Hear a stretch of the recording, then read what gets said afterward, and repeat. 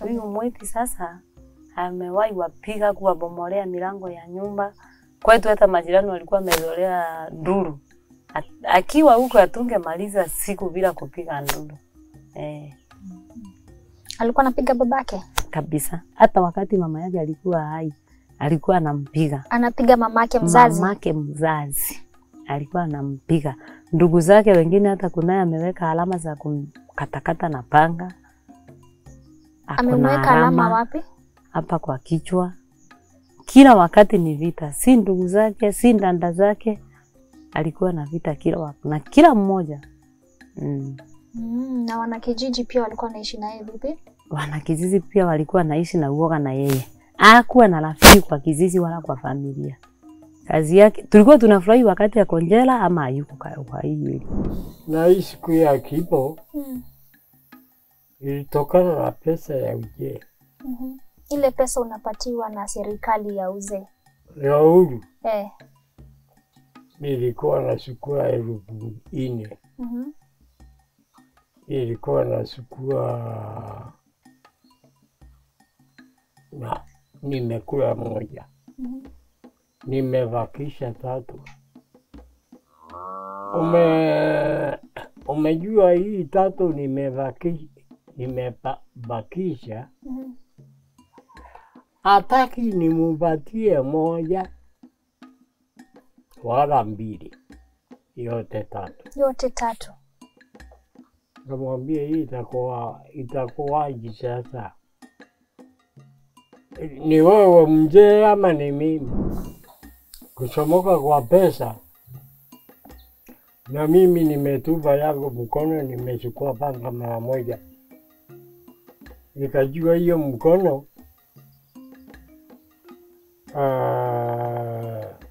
hiyo mkono ilichukua pesa. Lazima nikwate. Nilimuona hapa. Na yangu panga ikaangukia hapa. Ilinyonga kutoka hapa mpaka ikakata koo.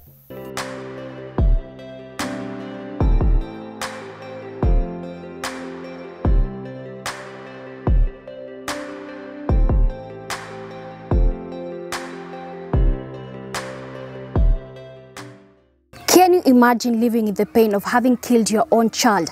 This is the story of Mzee Mwamba, and he comes here every day at Gito Primary School in Meru County to serve the 1-year probation that he was given after taking the life of his child. My name is Anya Thira, and this is Unheard Voices.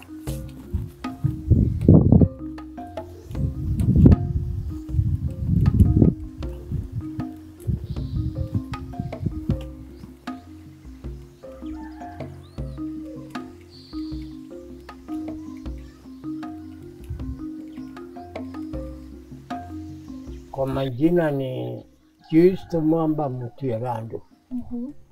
Mtoto yangu ya kwanza anaitwa Florence Kaini. Lakini yaishi hapa, ameolewa. Ako mbali.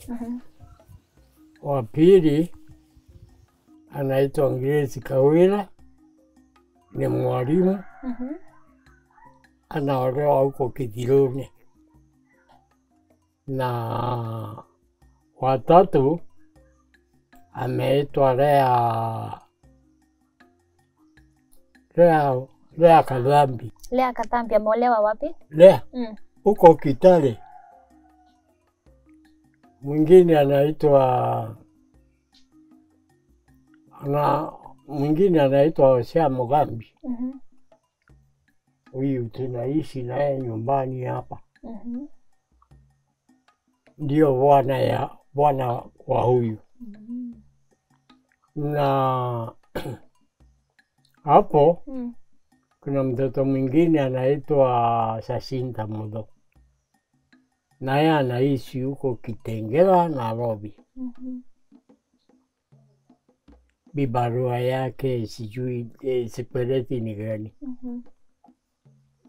Na hapo kuna mwingine anaitwa Daniel Njabati. Huyu ni kijana alikuwa anafanya huko Nkuvu mechanic. Sijui ilisirani gani iliwaingia. Sasa ako hapa tu naona amerandaranda hapa.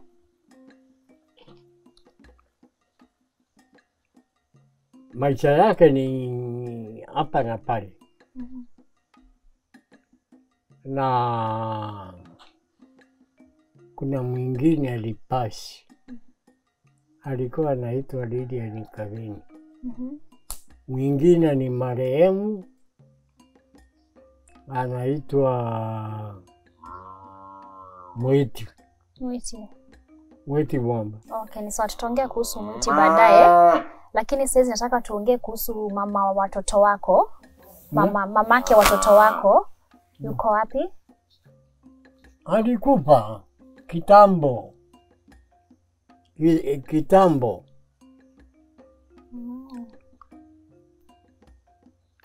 Kitambo nikawa na mama mwingine.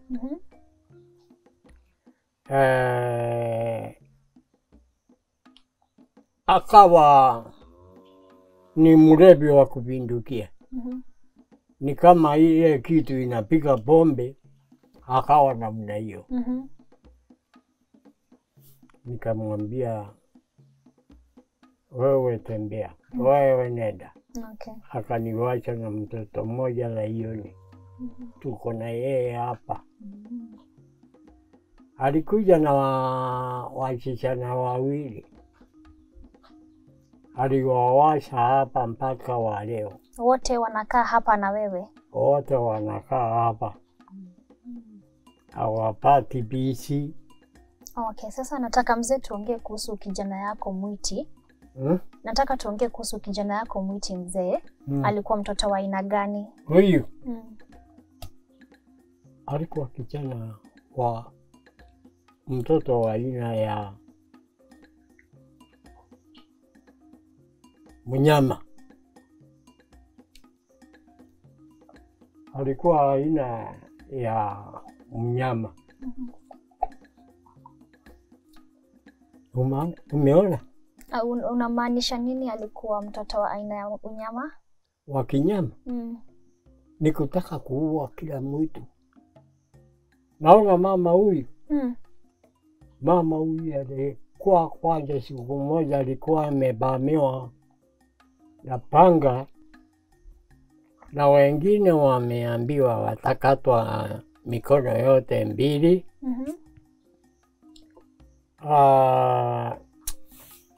Naona hii miti yangu akaipania ikawa yake.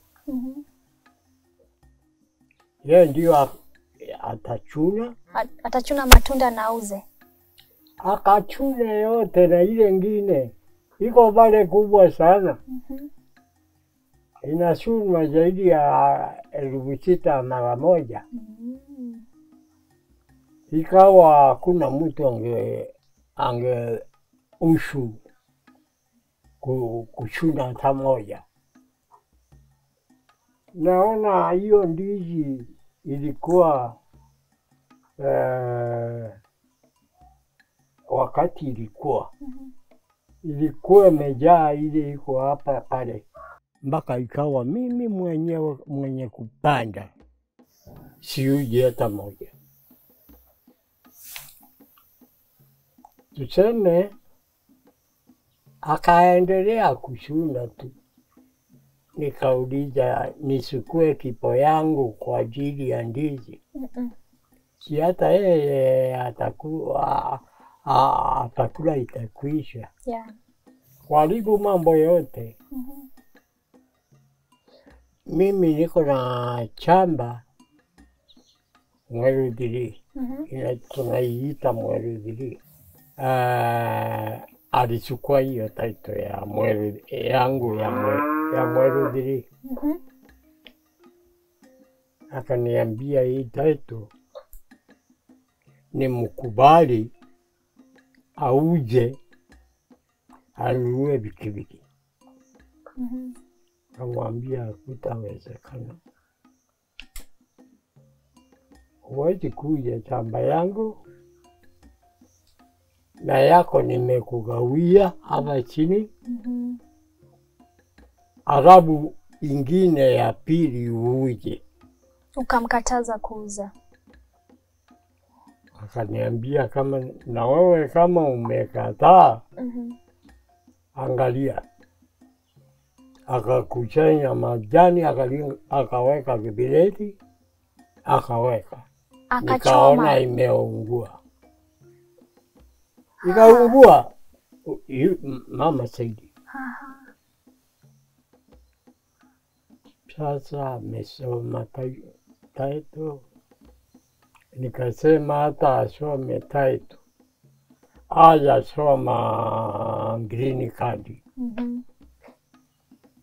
Chini tanunua green card tu. Kweli. Na sasa kuna wakati mlikuwa mnakosana, anataka kukuchapa, anataka kukuumiza wewe. Mara moja. Siku moja alikuja kagonga mlango. Nilikuwa kwa nyumba ya tope. Wakanikuta nimelala, walikuwa na kijana mwingine hapa juu, hata yeye anaitwa Mwiti wa Misheni, Kawira. Ndio ingine yamejulikana sana. Aliingia na kunikumbatia na nilikuwa nakaa chini kwa kitanda. Na kutaka kunisika koo. Sasa yule mwingine walikuwa naye akaingia laka, akamwambia wacha kuua. Mzee wacha, akampuruta. Akasema hata kama umekataja leo, kesho hata wewe nimekujua, sitakuja na sitatembea na wewe kwa hii mboma. Lakini wakatoka wakaenda. Na ungesema alikuwa anaishi aje na wanakijiji? Mwiti alikuwa anaishi aje na wanakijiji? Wanyama. Kila mtu ni mnyama. Alikuwa anakaa nyumba hii. Siku moja alitaka kuua watu nyumba hiyo. Akaambiwa hapana, utahama. Alihamishwa hapo kwa tabu. Tulimgawia shamba yake hapa chini. Na tukamwambia ahame tukiwa familia wote. Wapi? Alisema hii shamba haina title. Title ya hii shamba haijakawia mtu kila mahali yake. Sasa tunakaa shamba ikiwa moja. Siwezi kuhama hapa. Mnakaa kifamilia. Hapa tunakaa kifamilia. Akasema iko maji hapa ya kutosha. Siwezi nikatoka hii shamba iko na maji niende nikakae shamba limoti. Haina maji. Na Mwiti alikuwa anafanya kazi gani? Mwiti alikuwa anafanya kazi gani? Alikuwa makanika Angiribani, lakini bangi aliyokuwa amekunywa na ile ya kukatilia mikono nisikia waliweka bangi ikaharibu kichwa. Na hapa alikuwa anapika pombe. Hapa nyumbani? Hapa nyumbani alipika pombe. Mugacha. Kwa hii maandishi ilikuwa Mugacha tu mpaka karibu na nyumba yangu hapa. Ndio ililetwa. Nikaambiwa nasema washa niweke hapo, alafu wakubwa wakija waonyeshe. Hii naletoa balaa nyumbani. Nilikuwa maisha mbaya, na nilikuwa na maisha ya wasiwasi ya kuona ni siku moja mimi nitakufa pia, ya kuambia watu kwa heri. Ni pole. Na hii siku ya kifo ilitokana na pesa ya uzee. Ile pesa unapatiwa na serikali ya uzee ya uhuru. Eh. Nilikuwa nasukua 4,000. Nilikuwa nasukua na nimekula moja. Nimebakisha 3. Umejua hii 3 nimebakisha. Hataki nimupatie moja wala 2, yote 3. Yote 3. Namwambia hii itakuwaje sasa? Ni wewe mzee ama ni mimi? Hapo mtu kwa sababu kijana akona nguvu kuliko mimi, akanirukia, nikasikia ametia mkono mfuko. Na wakati alikimbia kutia mkono mfuko, kwa sababu alikuwa si mwenye kuweka panga chini, hata ikiwa ni nini. Alikuwa anatembea na panga. Alikuwa ameishika mkononi. Hata ikiwa ni maji ameshota kwa tafu. Mkono mmoja mtungi, mwingine panga. Akaweka panga kwa kitanda mara moja. Kuweka mkono kwa kitanda mara moja, pesa ikachomoka. Kuchomoka kwa pesa, na mimi nimetupa yangu mkono, nimechukua panga mara moja. Nikajua hiyo mkono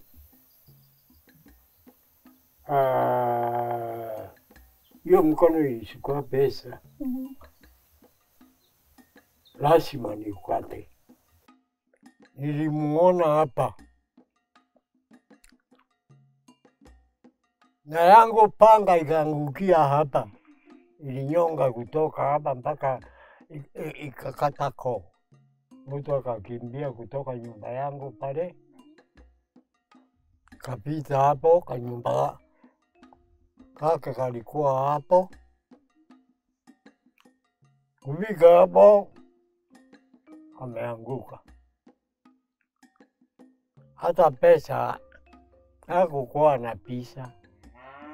Sijui ilichukuliwa ni wale wameona amekufa. Sijui ilikwenda na nani. Sijaiona hata diruru yake. Pole sana mzee Mwamba. Lakini Mungu alinisaidia, akanipa hiyo nguvu. Alafu polisi wakanichika.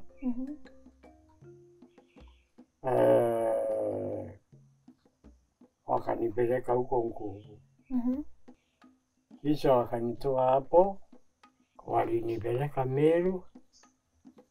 Nikafurahi sana kwa yale wa vile walikuwa wakiniweka katika varanda. Hakuna kitu ya kulalia, hakuna kitu ya kujifunika. Nikati yangu nitajifunika. Nilifurahi sana. Sasa huko Meru nikapelekwa mbele ya jaji. Jaji akanituma rumande nikakaa rumande.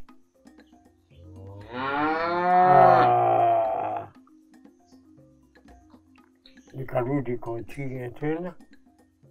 Jaji akanisomea kesi yangu. Kaniambia umepatikana na Justo Mwamba Mutirondo. Umepatikana na makosa ya kuua bila kupenda. Na ndio nimekupunga mwaka moja. Na nimekupunga kwa ile njera uliniomba nikupunge.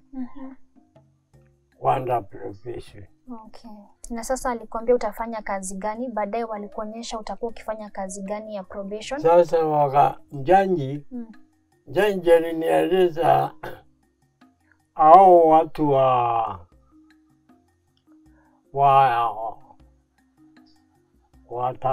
watashughulika na wewe, ndio watakuonyesha ni kazi gani utafanya, ile watakuja kuchukulia na waione. Barua nililetewa ya kusema ati nimepungwa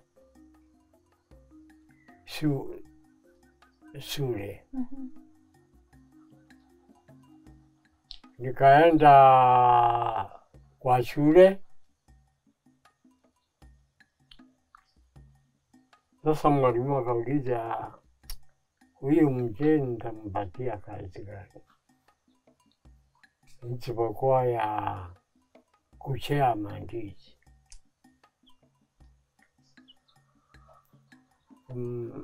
Mzee ataweza kuchea mandizi? Nikamwambia nitaweza, kwa vile ni sheria. Nitaweza tu. Sasa nitang'ang'ana kwa sababu ni sheria inasema.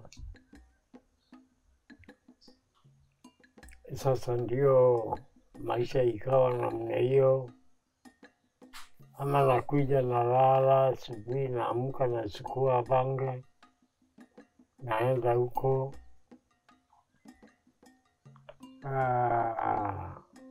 kukata mandizi.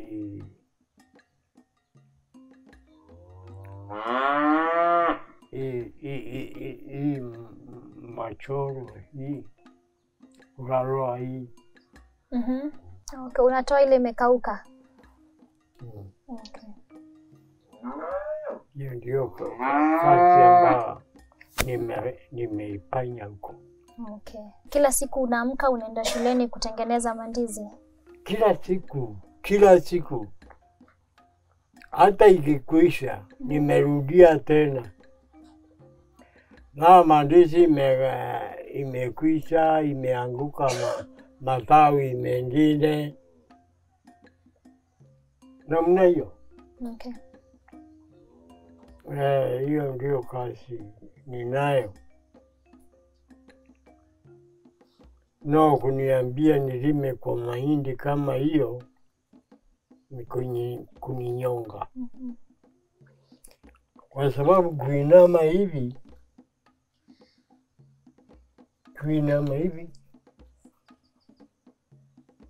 nasikia kijungu.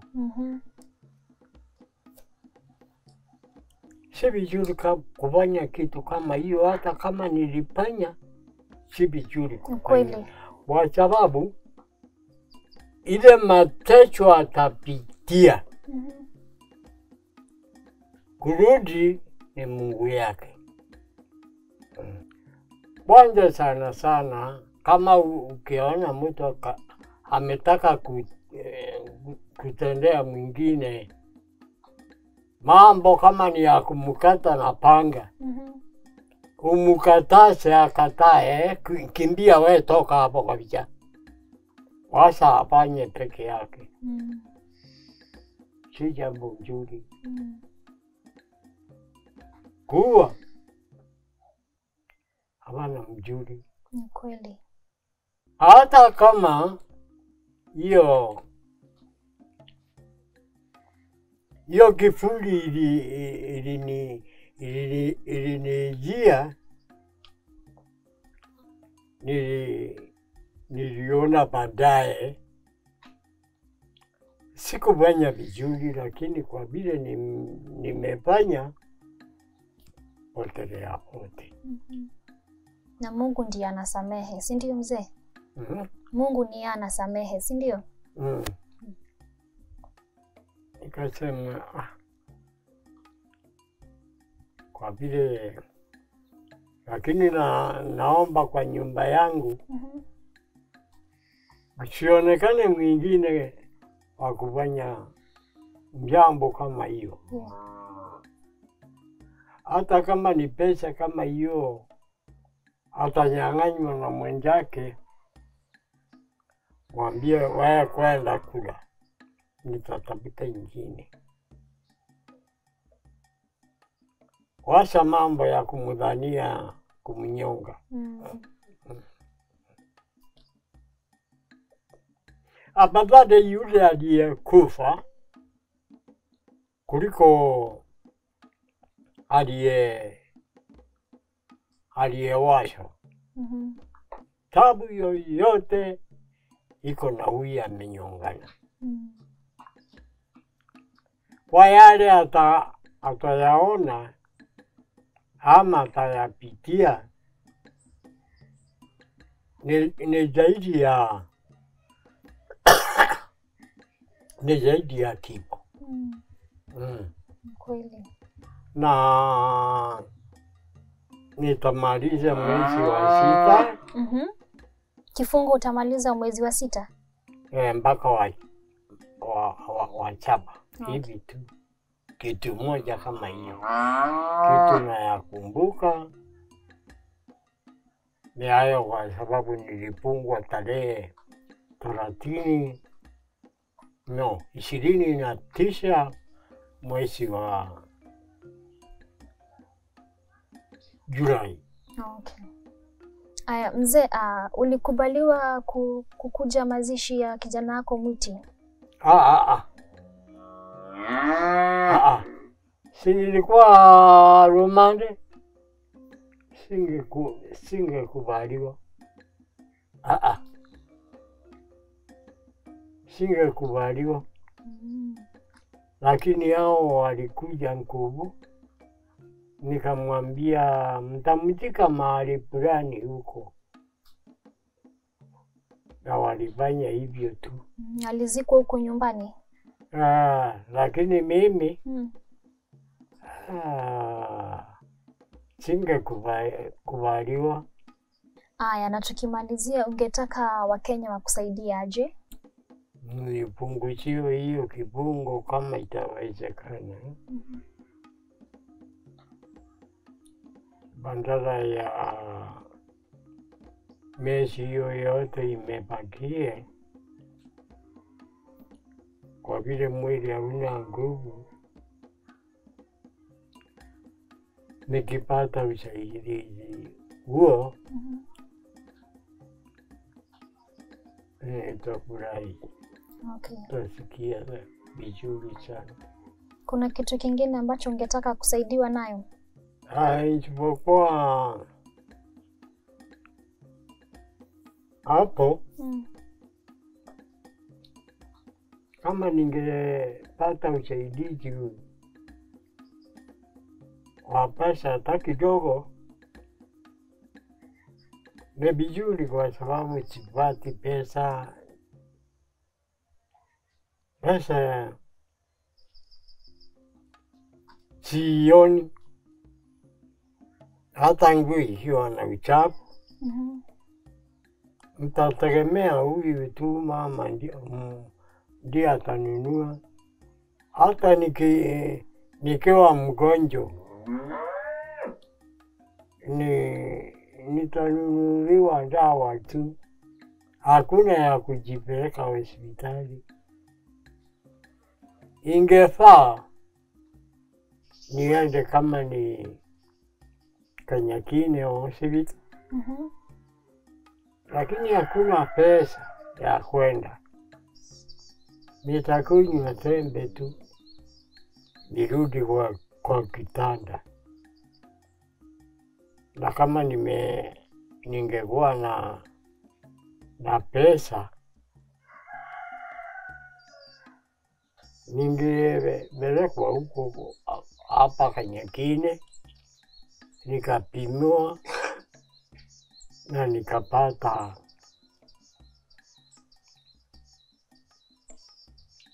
usaidizi. Okay, na mzee, asante sana kwa kutukubali. Tumekuja nyumbani, umetuongelesha na tumeshukuru sana.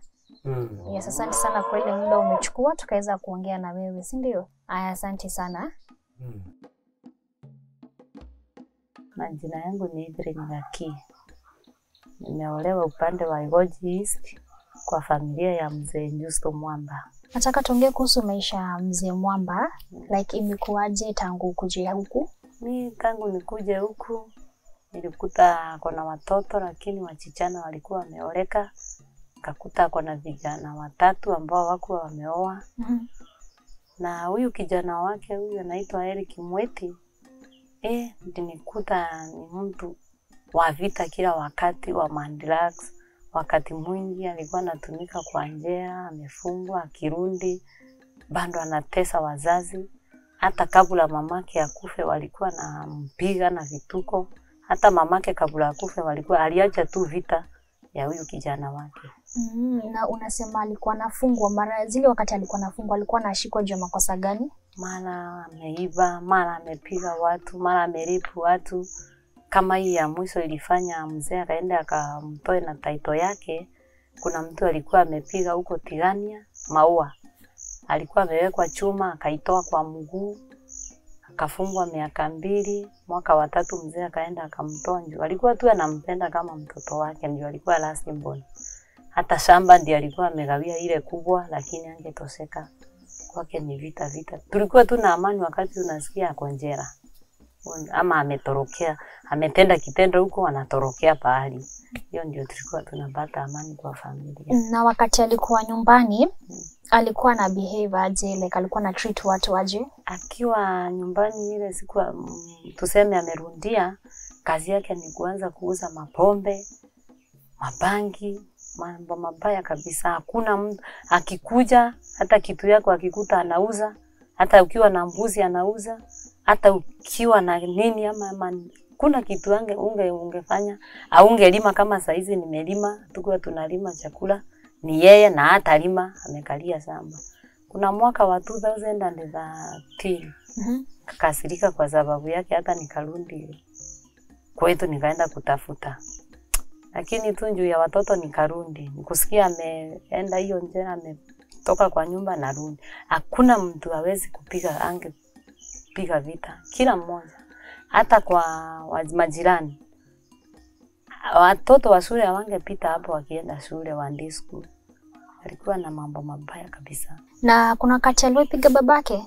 Mwezi sasa amewahi wapiga kuwabomolea milango ya nyumba. Kwetu hata majirani walikuwa wamezoea nduru. Akiwa huko atungemaliza siku bila kupiga nduru.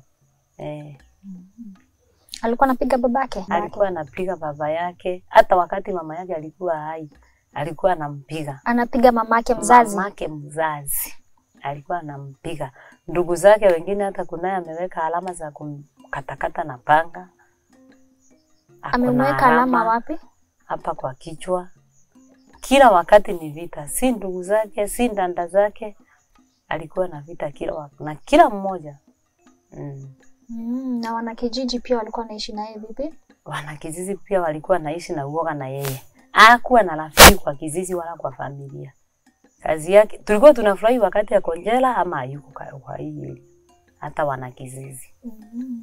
Aya, turudi nyuma tuongelee pia maisha ya mzee wakati alioa bibi wa pili. Juu amesema pale alioa bibi wa pili na wakakosana. Ilikuwa vipi?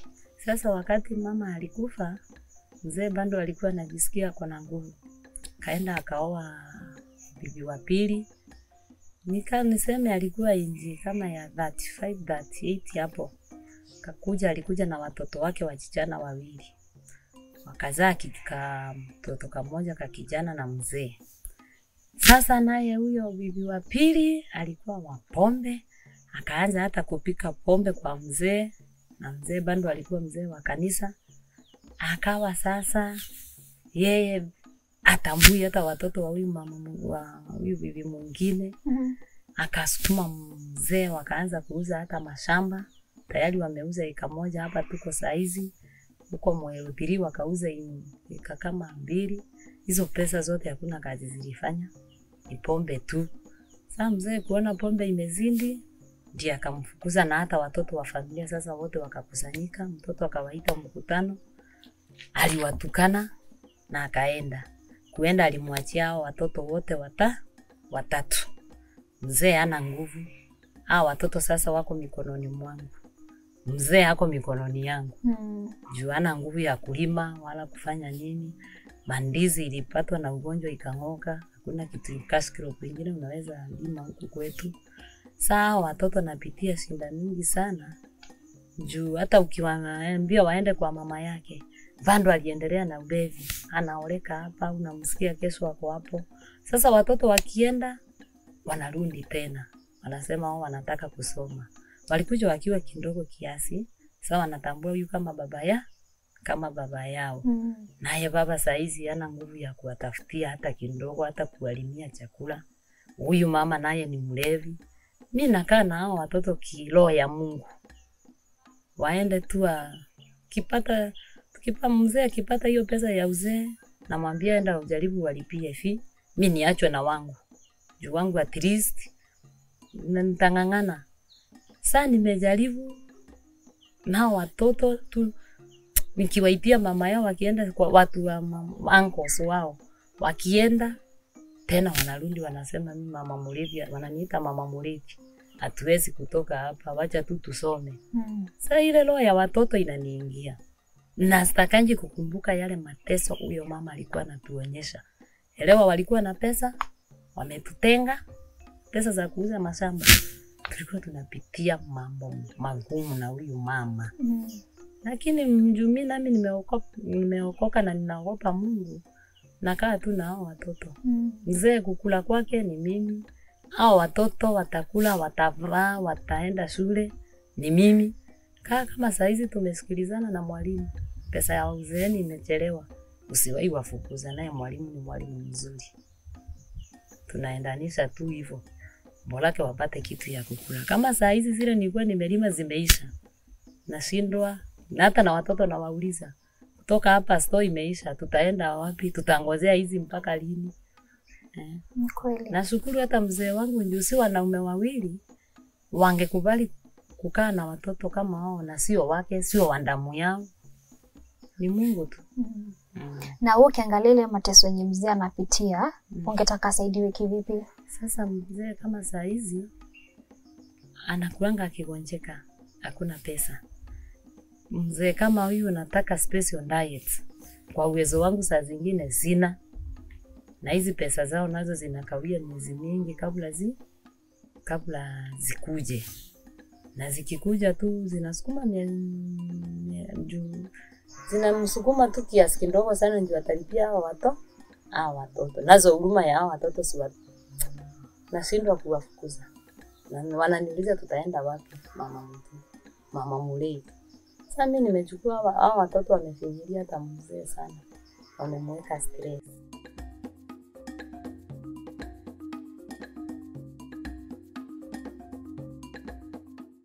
Today, Mzee Mwamba is remorseful for taking the life of his lastborn, but he finds solace in the fact that his family and friends forgave him. Anya Thira, Unheard Voices. Hello Tuko family, my name is Anya Thira. Thank you so much for your support, and we have some amazing news for you. We have a new channel that is specifically tailored to cater for all your entertainment needs.